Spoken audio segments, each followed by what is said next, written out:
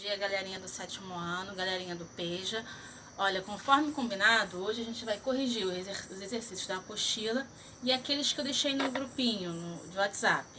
Bom, o primeiro é a página 168, sobre o reino protista. O reino protista engloba protozoários e algas. Aí a primeira questão ele pergunta assim: quem são os representantes autotróficos do reino protista? Aqueles que fabricam seu próprio alimento. São as algas. Ou você escreve só algas, ou coloca mais completinho, algas uni e pluricelulares. A2. Quem são os representantes heterotróficos do reino protista? Aqueles que não fabricam o próprio alimento. Agora sim incluem os protozoários. A3. Fale sobre a importância das algas para o ambiente. Gente, falar de importância da alga para o ambiente, para o homem, tem várias. Mas a gente não pode esquecer que as algas são responsáveis por 80% do oxigênio da atmosfera. Isso não dá para deixar de colocar aqui. Outra coisa que você pode colocar é que elas representam a base da cadeia alimentar aquática. Você pode falar também que elas são utilizadas como alimento na culinária, são usadas para fabricação de remédio, em laboratório. Mas o que não pode faltar são responsáveis pela liberação de cerca de, porque é aproximado, cerca de 80% do oxigênio da atmosfera. Eu vou colocar aqui que elas representam a base das cadeias alimentares aquáticas.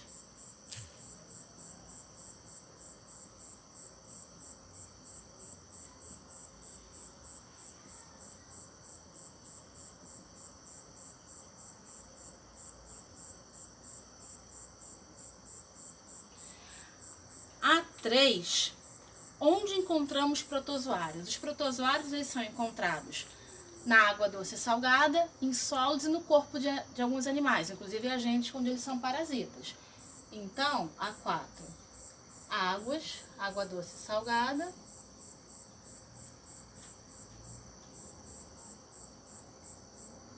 solo e corpo de animais. Como parasitas.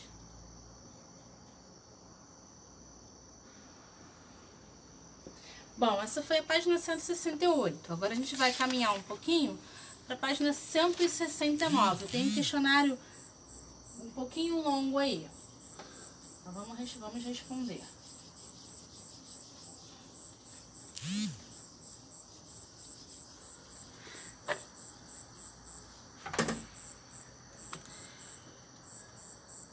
Primeira perguntinha, quanto à organização do núcleo? Qual a diferença entre bactérias e protozoários? Quando ele pergunta quanto à organização do núcleo, ele está querendo diferenciar se quem é procarionte, quem é eucarionte, quem não tem núcleo e quem tem. Então, bactérias têm células sem núcleo, são procariontes. E protozoários são eucariontes. A Ariane colocou um vídeo de procarionte e eucarionte na página da Atividades em Venezuela. Então, se vocês puderem assistir, vai ser bem bacana.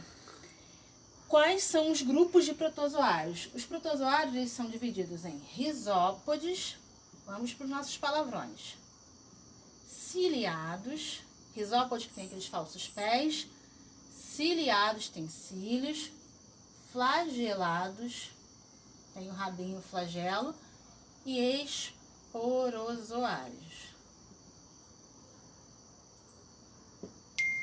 A3. Cite alguns papéis das bactérias e cianobactérias, ou algas azuis para o meio ambiente. A gente pode colocar vários aqui, mas para a gente resumir, vamos separar as bactérias que elas fazem. Pode atuar na despoluição. Algumas bactérias atuam na despoluição, tratamento de esgoto, né? podem atuar na fabricação de alimentos,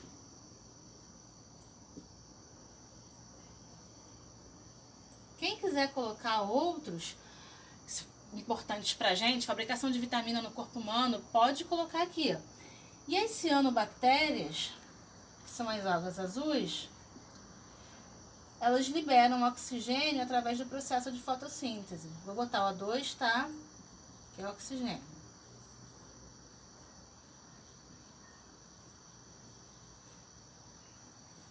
Bom, o 4. Que estruturas ou formas de locomoção apresentam os diferentes protozoários? Aqui a gente vem fazer um link com a 2. Os risópodes têm os pseudópodes ou falsos pés. Ele quer estrutura, não é isso? Os ciliados têm os cílios, os pelinhos. E os flagelados têm os flagelos. Aqui ele queria o grupo de protozoários. Aqui ele está perguntando a estrutura que ele usa para se locomover.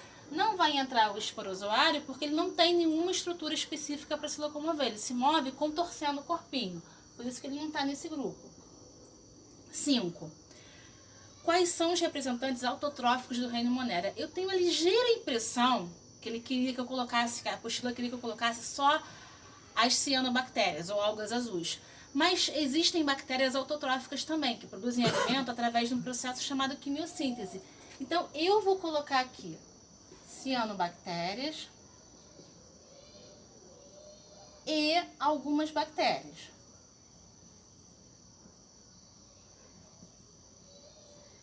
Que seria o mais correto. Pessoal, eu vou apagar essa partezinha aqui. É um quadro pequeno. E ele vai cair.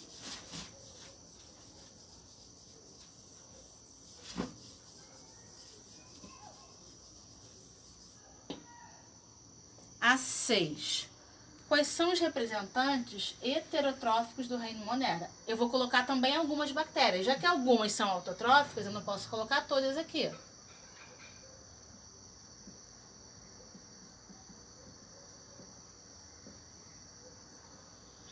Sete.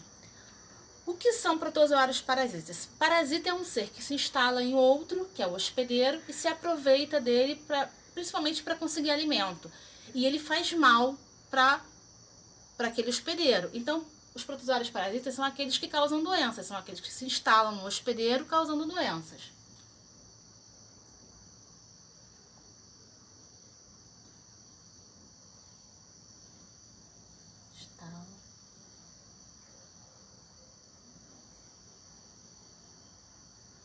Mas não para matar.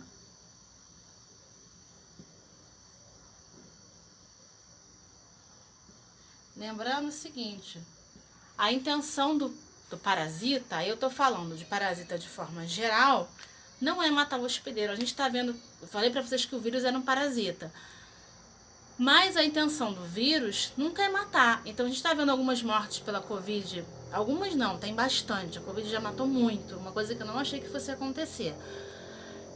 A intenção do vírus é matar? Não é.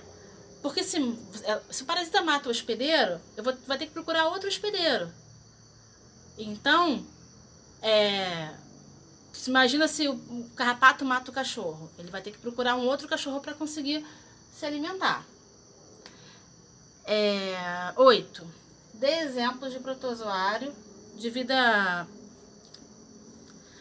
livre. Ou seja, o contrário de parasita é de vida livre, que não causa doença. Eu tenho como exemplo o paramécio, que é um protozoário ciliado. 8, 9. Como é chamado o protozoário causador da malária? Gente, vai uma diferença aí, quem causa e quem transmite. Isso vale para dengue, isso vale para malária, isso vale para doença de Chagas. Bom, a malária, ela é causada por um protozoário chamado plasmódio.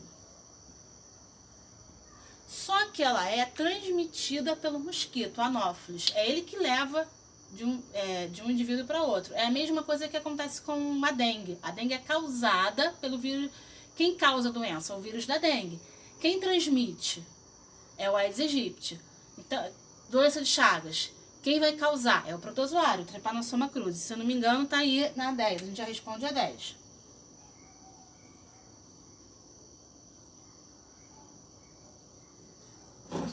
Quem transmite? É um inseto chamado barbeiro. Bom, tem mais uma página pra gente corrigir. Se eu não me engano, eu corrigi com a 7.2, mas eu vou corrigir aqui com vocês pra gente não ficar com dúvida.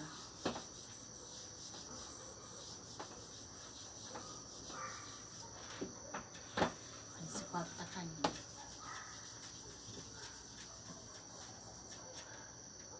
É a página 173. Que tá falando de fungos. Quanto ao número de células, os fungos podem ser, de novo, número de célula. Fungo pode ser unicelular. Aí ele fala como as leveduras, que são utilizadas para fazer pão, ou pluricelular, contrário de unicelular, pluricelular. Como os cogumelos, a orelha de pau, como o champignon também, que muita gente coloca no estrogonofe. 2. Os fungos podem causar infecções como as... Qualquer infecção por fungo, a gente chama de forma genérica de micoses. Como o... Aí ele está falando do pé de atleta, ou frieira. 3. Os fungos também são usados na fabricação de antibiótico. Lembrando, o antibiótico é um remedinho que só atua contra a bactéria. Não atua contra fungo, não atua contra protozoário, não atua contra qualquer outro tipo de organismo. Bom, eu passei para vocês um questionáriozinho que eu passei nos grupos de WhatsApp, tanto da 7.1 quanto da 7.2. E eu vou colocar aqui, ó. Então, questionário. A primeira questãozinha do questionário, primeira questão do questionário fica esquisito, mas é isso mesmo. Cite 2 utilidades, eu acho que eu botei 2, dos fungos. Bom, a gente tem diversas aí, mas você pode colocar alimentação,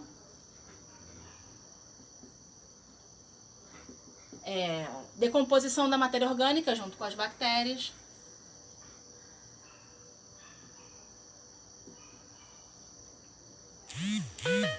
e eu ainda vou colocar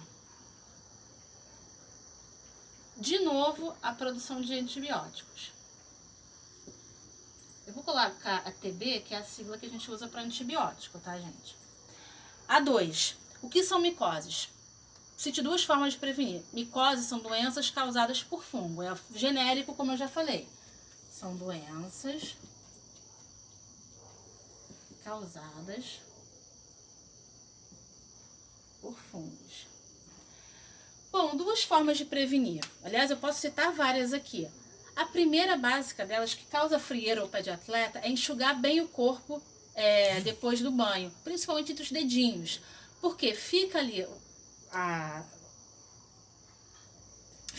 o fungo já está ali, já está presente. Se ele já está presente, você basta dar condição para ele.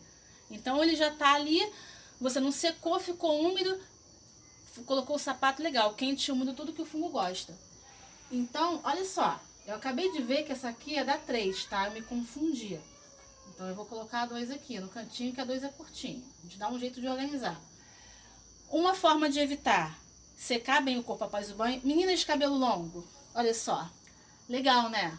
Cabelo aqui, se você não secar direito e você bota uma blusa, fica úmido também. Então daqui a pouco você tá com aquela micose chamada pano branco, que acontece muito, e veio disso aqui.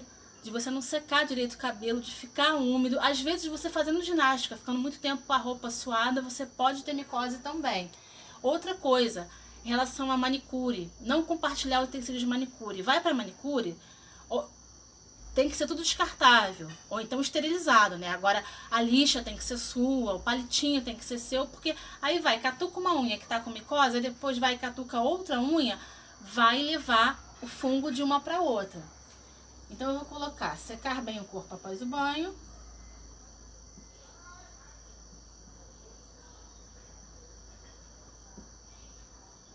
Outra que eu posso colocar aqui é que a gente não deve ficar muito tempo com o mesmo sapato no sapato fechado, porque, de novo, calor e umidade. É tudo que o fungo adora. Não ficar muito tempo com o sapato fechado.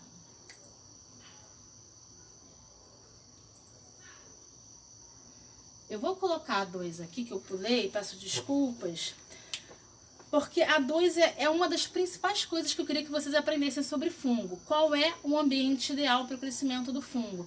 Fungo gosta de calor e umidade. Então, se você, por exemplo, você deixa o arroz fora da geladeira durante um tempinho só. Não precisa muito tempo, não. Daqui a pouco você vê aquela nuvem de fungo. Pra mim é linda, né? Mas inutilizou completamente aquele arroz.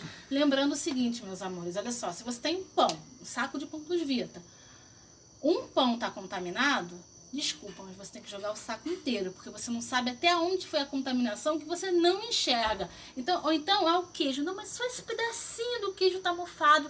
Ah, eu vou aproveitar o resto. Não é para aproveitar. É para você jogar tudo fora. Porque, primeiro, que o fungo libera mico é de fungo, micotoxinas, o fungo que você não vê. Você não sabe até onde o fungo foi ali, então não adianta. Então o ambiente ideal para o fungo é um ambiente quente e úmido. 4. Classifica os fungos quanto ao número de células e forma de obter alimento. Bom, o número de células tem os fungos unicelulares ou pluricelulares. Lembrando que fungos unicelulares, como eu falei, são as leveduras. Todos eles são heterotróficos.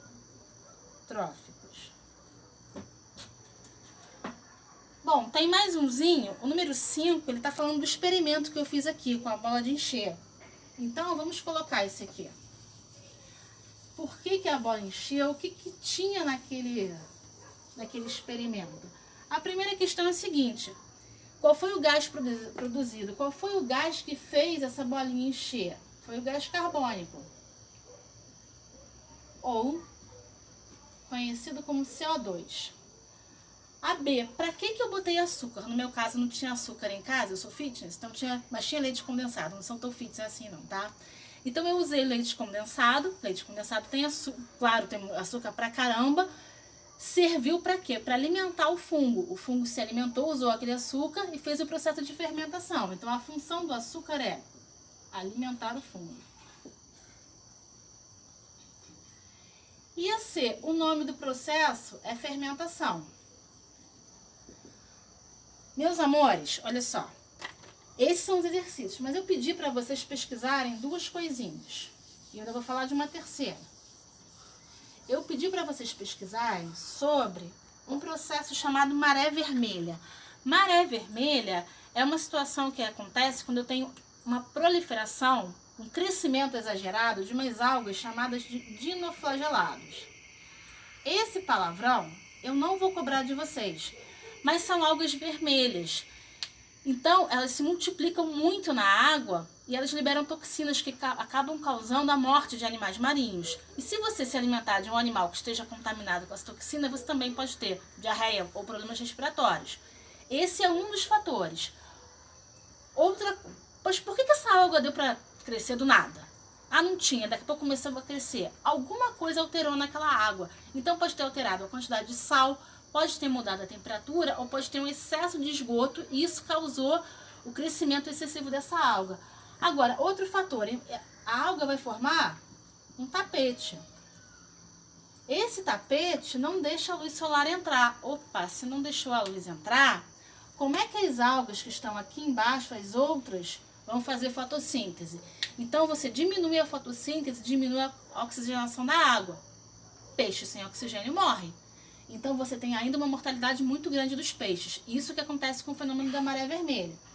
Eu pedi para vocês pesquisarem sobre toxoplasmose, mas eu vou acabar, que todo mundo sabe que eu defendo os animaizinhos, principalmente os injustiçados, até dizer chega, falar de 2 doenças, a toxoplasmose